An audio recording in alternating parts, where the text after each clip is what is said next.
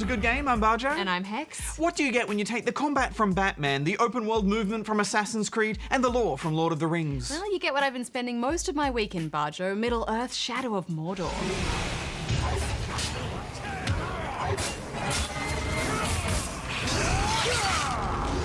And from the creator of Resident Evil comes the nightmarish world of the evil within.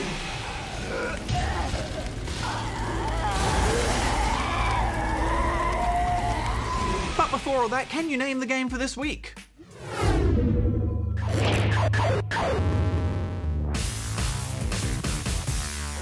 Here's what's making headlines this week. Head of development at Giant Space Cat Studios, Brianna Wu, has been forced to leave her home after a vicious attack on social media. Wu's strong and vocal stance against sexism in the video game industry saw her become the victim of a wave of hateful online comments. The attack included death threats, which disclosed her home address, prompting her decision to leave. Local police are currently investigating the matter. This attack follows a series of equally hateful online campaigns against prominent female figures in the gaming industry. Abuse and threats of violence forced game designer Zoe Quinn and media critic Anita Sarkeesian from their homes earlier this year. In further news, Sarkeesian has cancelled a speech at the Utah State University following an anonymous terrorist threat. 4 men have been arrested in the US for allegedly smuggling over 1 kilogram of cocaine inside an original Xbox console. The men, all in their 20s, have appeared before court and await trial while the investigation continues. The drug haul is estimated to have a street value of around 115,000 Australian dollars. Classic franchises Myst and Resident Evil both have serialized television spin-offs in production. With the upcoming 6th Resident Evil film said to be the last, Constantine Film plans to move the series to smaller screens, and a forthcoming video game sequel for Myst is set to receive a TV tie-in also. I thought you might find it interesting. Legendary Entertainment, the production company behind Inception and the recent Godzilla film, will be developing the show. And I have a right to know! And that's all the news for this week. Thanks, Goose. Creator of the Resident Evil series, Shinji Mikami, believes that the most important thing about a survival horror game is the survival part, and this is definitely the case with The Evil Within, and a gore warning on this one. Darkness twisting me around. There is nothing I can.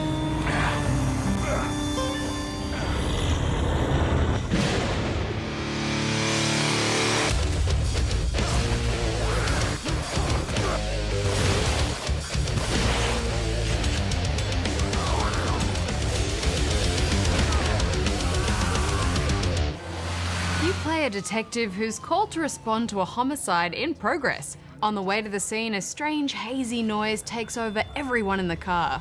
God damn it. Jesus! And from this point on, reality pretty much goes out the window. Yeah, things get weird. It appears a robed figure is hunting you down. But at the same time, you appear to be trapped in its mind. As you move through the various locations, you'll be scavenging for supplies, fighting off enemies, and trying to find the surviving members of your team. It's a cinematic game with some questionable voice acting and writing at times, but you're definitely in for a ride. Yes, and enemies are relentless, full of health, and very dangerous. It's shoot, burn, and run. At every turn you'll encounter strange zombie-like creatures, grotesque bosses, and brutal traps. Brutal is the word for this game. I know, I wasn't expecting horror, but this is more of a slasher. It also reminded me more of Silent Hill than the Resident Evil series that Mikami is known for. Me too. I think he's trying something a bit different with this one. Yeah, especially with those surreal moments, such as the hub location that you travel to through creepy, broken mirrors. It's the only way that you can save within a chapter, and even leveling is a torturous process. And on normal difficulty, you'll struggle to find enough ammo to get through the fights, which is a good thing because it promotes strategy. Can't hold them off much longer. Out of ammo. Another moment. Just keep me covered. It's hard going in the first 3 or 4 hours before you've leveled up enough to survive the many mistakes you'll make along the way.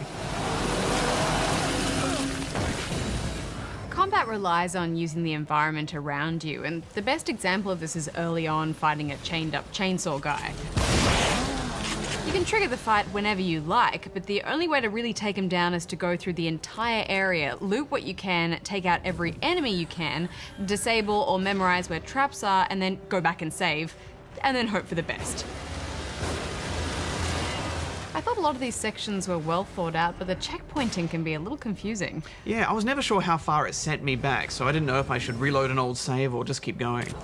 Yeah, and to be clear, this only happened a couple of times, but it's just frustrating when you hit a hard part and you keep failing. I didn't enjoy the boss fights, Bajo. Yeah, they are super stressful. I don't think you're really meant to enjoy them. Yeah, I mean, they just seem a bit unnecessarily punishing. I think the biggest problem with them is in the controls, especially when you're being chased. It's responsive to your inputs, that's all fine, but there's still a sluggish feel to how you move about, which is probably intentional. And while that can heighten a survival horror experience as you frantically try and reload or switch weapons in the middle of a fight, it's just not quite snappy enough to navigate around the game's rooms and obstacles. And this is amplified by what I think is the biggest problem with this game. It's cropped into CinemaScope the whole time. Yeah, it's a pretty weird decision to have those two big borders at the top and bottom of the screen. You really do wish you could just see more of the game, especially in those tighter corridors, of which there are many. Apparently you can change this on PC, but we played this on PS4. Yeah, it seems like a stylistic choice, but it just doesn't really seem to suit this kind of game. Yeah, in my opinion, it doesn't really bring anything to the game to hide these parts of the screen, and I have a sneaky suspicion that it might be for technical reasons, so the game doesn't have to render the top and bottom. I could be wrong, that's what it feels like. And I only say that because it struggles to keep 30 frames per second steady. And it's a bit hard to show you that, but you do notice it while you're playing, and it is a little distracting at times, especially in those areas with misty particle effects, or the game's few wide open areas. But mostly, it's just a big part of the screen that you can't see, and that's always frustrating. There could be loot there, or a crawling enemy. To demonstrate this, I think we should bring in some CinemaScope borders right now. There we go, thank you. Now, I've brought in this box of newborn kittens. Aren't they beautiful, Hex? Oh my gosh, Bajo, they're so Brand new kittens, new and fresh to the world. They're the most beautiful thing, and you will never get to see them. Isn't that frustrating? You will never get to experience those kittens. That's what it feels like. Well, at least the gunplay is solid. Once you put in some upgrades, it's rewarding working out efficient strategies to take down enemies. And the limited ammo design definitely encourages you to do this. Finish him off. And this is why the combat is still compelling, even with the boss difficulty spikes. Bajo, I found this game just isn't great in longer sessions. It's short, painful doses, that's where it shines. Yeah, it is relentless, isn't it? There's no light or shade, there's always something coming to get you. I wouldn't want to play something like this every week, Bajo, but what I like about games in this genre is that they're so different from everything else. Whatever is the matter? There's real variety. It's not just gear up, shoot zombies, and move on. You're put through a full experience. Yeah, I like that too. There's thought behind the world and the themes, and it's fun discovering that. Yeah, and while there are still a lot of cheap deaths, I like that you can't predict what's coming around the corner to tear you apart. I desperately wanted to get on board with the psychological drama of Evil Within, but I actually don't think enough of it made sense. It's like linking brains together. Showing everything on an electrochemical level. In fairness, we haven't completely finished it. It is quite a long game, but even after 8 or so hours, I still had no idea what was going on from what the game had shown me. Yeah, it's a bit cryptic, isn't it? How can I explain this? And it moves you from location to location quite abruptly, and that starts to feel a bit lazy. Maybe there was a reason for that, but I wasn't really able to follow why I was being thrown into new places so quickly. It all just started to feel a bit pointless. Yeah, and maybe that's the theme they were trying to get across, but like you say, it does start to feel a bit futile. What are you doing? I just found I wasn't invested enough in anything really to keep going other than the thought of new fight setups, because they were pretty interesting. Ultimately, Hex, I was a bit disappointed by this. I find it hard to recommend based on that cropping issue and also some of the visual performance issues we encountered. And maybe it's a case of running on last gen and next gen. The developers had less time to dedicate to the next gen version, because that's how it feels. Well, I'd be interested to see if the PC version fixes some of those issues that we've had, but what are you giving it?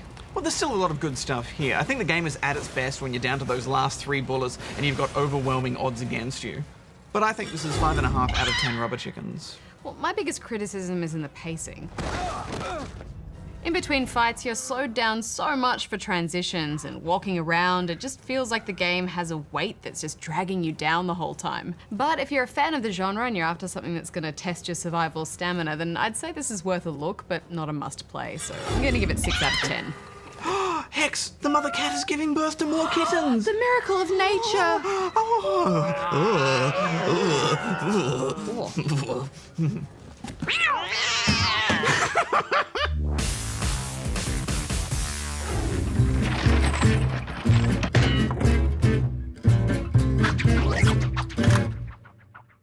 There's a famous military saying, conform to the enemy's tactics until a favourable opportunity offers itself, then come forth and engage.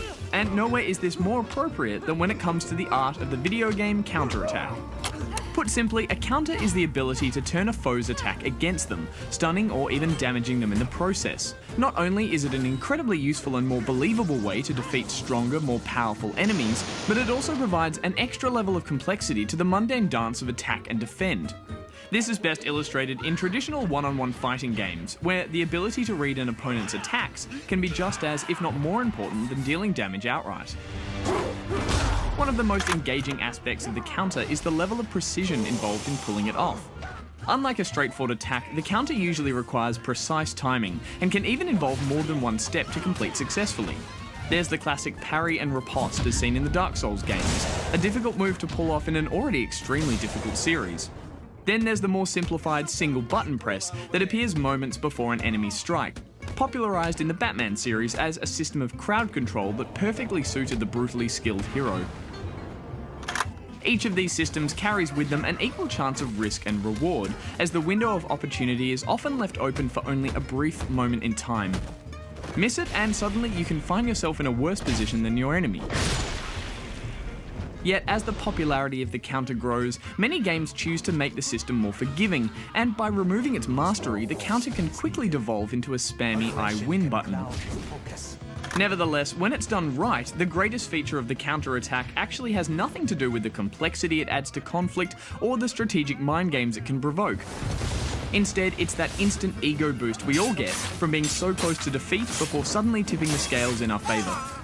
This, along with its often extravagant flair, makes a counter-attack the perfect combination of risk, reward, strategy, and let's not deny it, style.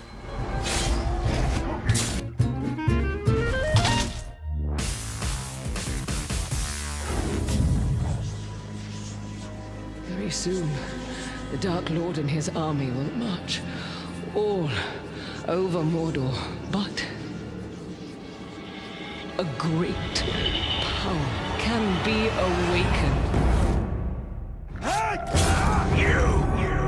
Didn't I make a trophy of you already?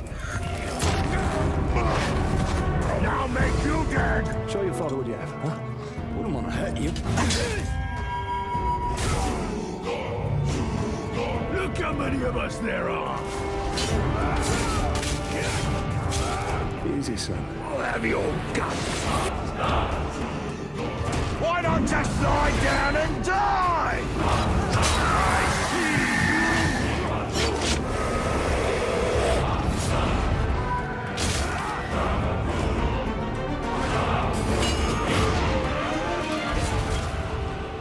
Middle-earth Shadow of Mordor is an open-world action RPG that sees you take the role of a ranger from Gondor. Talion and his garrison are stationed at the Black Gate of Mordor when they're attacked by Sauron's forces, led by 3 terrifying black captains and the Black Hand of Sauron. After a valiant struggle, Talion, his wife, and his son are all killed in a ritual sacrifice by the Black Hand and his not-so-merry men, in an attempt to summon the wraith of an elf lord, Celebrimbor. Somehow, though, the Wraith manages to become merged with Talion, and he rises again to fight another day, now armed with cool wraithy powers.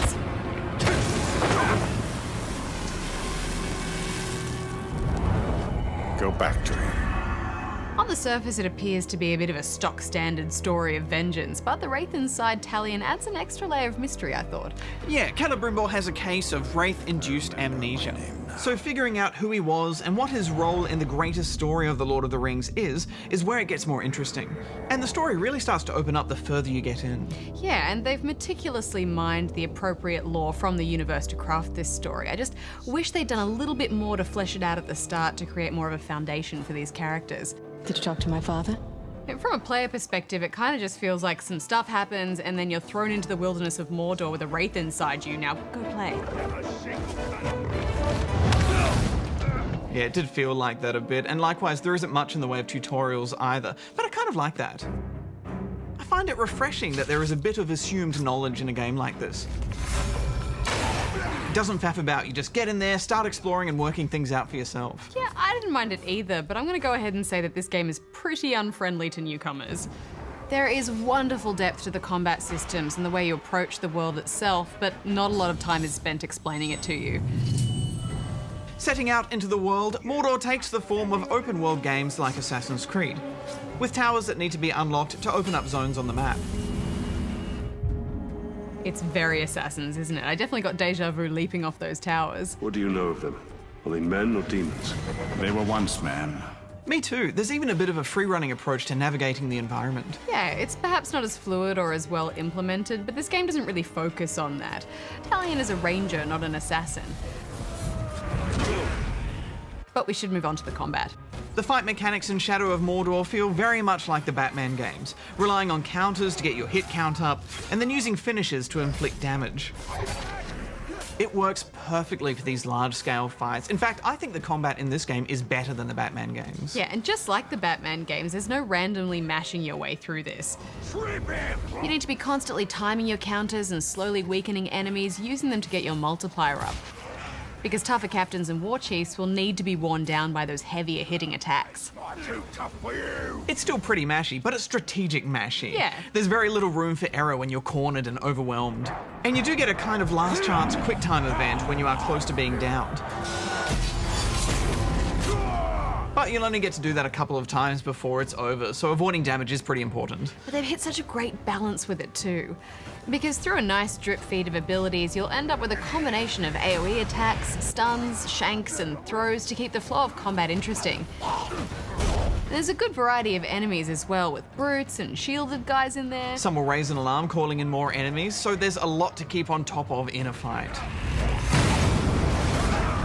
I think they've just made such smart choices in terms of where they've decided to draw their influences from when it comes to the combat. It's refined and familiar, and yet unique. I agree. Likewise with your weapons, they're all really fun to use. I love the bow. It's a brilliant weapon with powerful arrows that are easy to channel into headshots. And Talion's dagger comes in handy for stealth kills, which is actually a broken sword, very appropriate to Lord of the Rings. And speaking of stealth, how good is the conga stealth takedown? Those guys have to stop walking in single file. But the single most innovative feature of Shadows of Mordor is an entirely new game mechanic, which the devs have touted as the Nemesis system. Snargog. Yes, taking on an orc captain for the first time, it's pretty nerve-wracking. Bad skin! The edge! The edge! Ever so slow as it peels away. But get used to it, because a large portion of the game is spent figuring out the smartest way to take these guys down.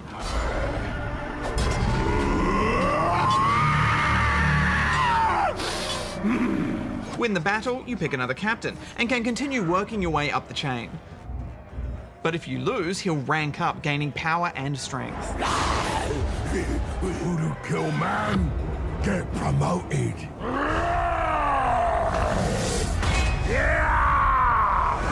You can mark them as targets, but your time isn't necessarily spent just seeking them out though. Yeah, I love how you can just bump into them when you're out exploring the environment or completing other challenges. Skin! I've been wondering when we'd meet again. Now I'll never have to ask that. Yeah, these are tough fights, however.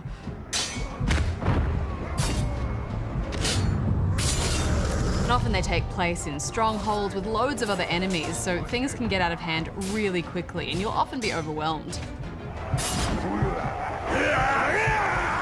Yeah, this is not a game where you want to be ashamed of running away. No, it isn't. Well, at least one of us is happy. But there's loads of ways to approach a fight and try and turn things to your advantage, which is where this game really shines. The environment itself plays a big part in just helping you keep large groups of orcs at bay, with barrels of fire, nests of demonic bees, or you can release a Caragor to cause havoc while you get a handle on things. I love how they're not just bees, they're demonic bees.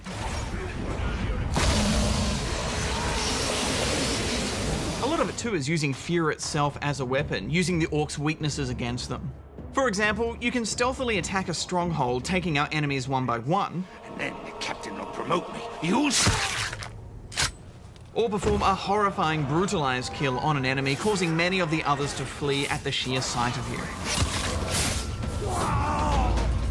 This manipulation of fear is also key to taking out captains and war chiefs. Charging into a fight unprepared is far less likely to land you a victory than if you do a little bit of research first. Yes, using your wraith powers to gain intel from orcs is practically a necessity to take down some of the tougher enemies, as they'll divulge their location, all of their weaknesses, as well as their strengths and invulnerabilities. Yeah, so for example, some enemies might have a mortal fear of demon flies or caragors, making them a terrified, easy target. And some captains or war chiefs can be one-hit killed with a stealth finisher. But on the flip side, if you burn them, they become enraged, which makes them stronger and tougher to kill. So it pays to do a bit of investigation when you choose how you approach each fight. Yeah, in saying that though, you can do all the research you like, but each fight will undoubtedly throw you curveballs, because these guys rarely hang out on their own. I'd have often carefully planned a fight using all of my intel, only to discover my target had 3 other captain buddies hanging out with him. Ready for us, Ranger! Which turns a tough fight into a full-on slaughter. Yeah, that happened to me a lot too. I love how when each new captain rocks up, there's that whole WWE style wrestler intro where it comes up with their name and they're like, I'm gonna tear you apart. Pain don't scare me. You don't scare me. Another shrock that needs to be put back in its place. What do you eat that gives you such vitality?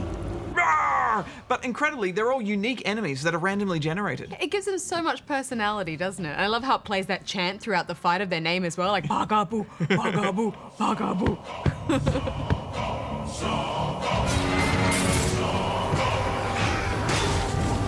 It's madness. And in those multi-captain fights, I'd often get overwhelmed and a little part inside of me would just give up and I'd just be like, no, I wasn't prepared for this, it's too much. And then when you die, every single captain you encountered in that fight will rank up and become stronger. Whoa! I hate you all. I mean, it almost feels counterintuitive because the worse you do, the harder it gets. I know what you mean, but it's also a combat system that you really learn from, meaning you never approach a failed fight the same way again.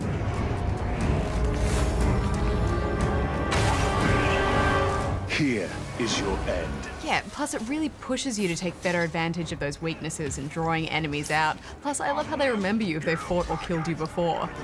So the coward Tark returns from the dead to challenge me again. Yeah, and they even retained the injuries that you've given them. Amazing. Filth! You gave me this scar. Now I'll give you a slow, painful death. My favourite way to approach a captain fight is to just ride a Caragor in there and get down to business. Deceiving the odd killer. Gotta go! I like the Caragors, but I like them even more when I realized they could climb up walls. I know, and I was just thinking if only this game had some sort of mount, and then boom, tame a Caragor and you can take it on Caragor adventures.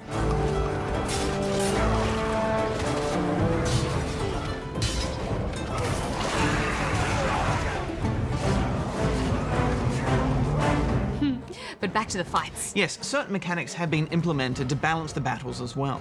For example, when an enemy ranks up, he'll often battle it out with another orc or uruk in the same army. Meaning that an enemy that you've been having a tough time with might be taken out for you anyway. Also, there's the opportunity for you and anyone who's playing the game on your friends list to participate in vengeance kills. So when one of your friends has been killed by a captain in their game, you can revenge kill that enemy and reclaim their honor in yours. And vice versa. I really loved that. Me too. Plus, I always love repaying someone with a vengeance kill when they've done the same for me. Moving further into the game, the Nemesis system starts to take more shape once you gain the ability to dominate, allowing you to take control of certain enemies to work for you. Protect my name. Do this on a captain, and as he moves through the ranks, he'll fight for you, acting as a mole within the army. There are also other scenarios or power struggles that you can choose to disrupt. meaning you'll decide the outcome of whether a particular orc will rank up. And there is strategy in those decisions as well. I wish they'd explain that strategy a bit better though. Yeah, and I just wish that they'd introduced the whole dominate thing way earlier, because it's such a cool mechanic to have introduced so late in the game. It's very easy to get sucked into the zone with games like this, isn't it? Where they just overwhelm you with stuff to do. Hunting challenges, artifacts and side missions. And you know I was champion at picking herbs and flowers. Ooh, Athelas.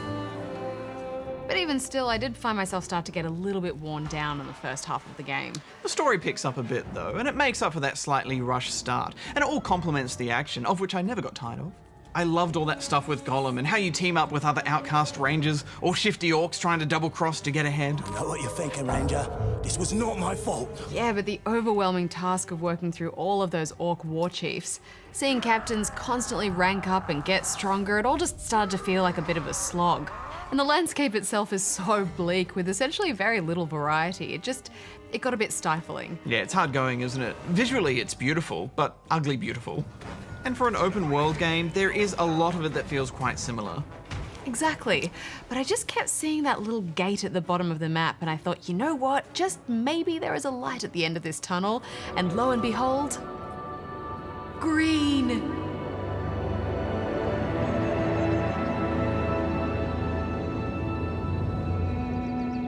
I'm not saying I needed a Lord of the Rings game to be all elven frolics through Rivendell. I like the focus on the darker side, but honestly, getting to that second area was like taking that first gulp of fresh air after almost drowning. Yeah, it makes all your hard work worth it, doesn't it? That area is the most beautiful reward. Yeah, and I'm making a big deal of it because I'm worried that people will get the wrong impression that there's only so much to this game, that it's all strongholds and war chiefs. But it's a slow burn and it really opens up once you put the hours in. I really flourished in that second half. The strategy gets deeper, the story takes shape, the areas are more interesting. My fear is that gamers will get frustrated and never get there. Yeah, I hear what you're saying. I pushed through the story for the sake of time. But if you spent ages clearing each zone and trying to 100% it with all the artifacts and so on, it would be a fair while before you even glimpsed any of this.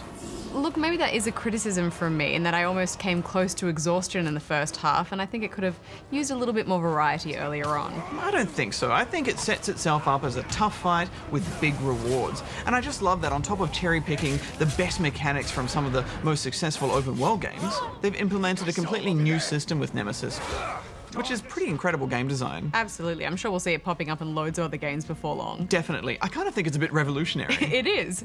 Overall, I had a really good time with this, but I did have some pretty hardcore moments of frustration as well. At one point, it felt like I was just watching enemy after enemy call me out in fights. Plus, all the story missions were halted until you completed all the war chief kills, which made me feel a bit funneled into one grindy objective.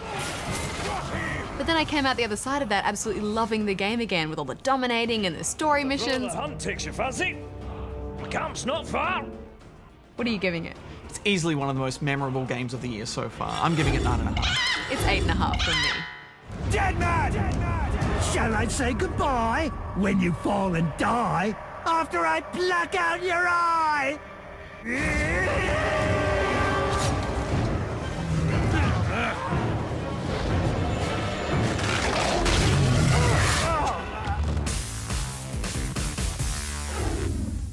And action.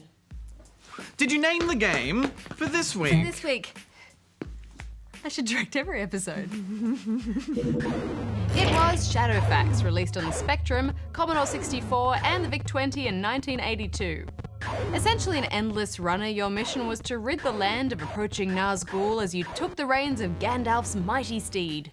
And it's our Name the Game this week because it was one of the very first games to be based on The Lord of the Rings and a very different experience to this week's Shadow of Mordor. Next week on the show, we conquer the galaxy one turn at a time with civilization beyond Earth. Now we look upon our new world for the first time, a new beginning for mankind. And then for something a little less serious, we review Sunset Overdrive. I'm just here to steal computer parts from you. How'd you think you were gonna do that? But I got this here gun. Yeah, I got guns too. Damn! And over on Spawn Point, our show for younger gamers on ABC3 this weekend, we have a look at Project Spark.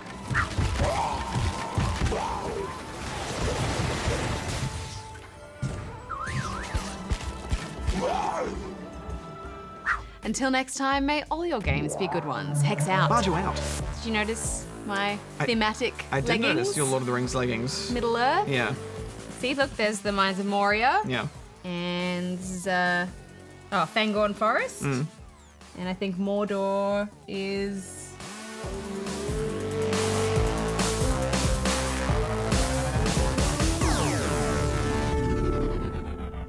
One does not simply show Mordor.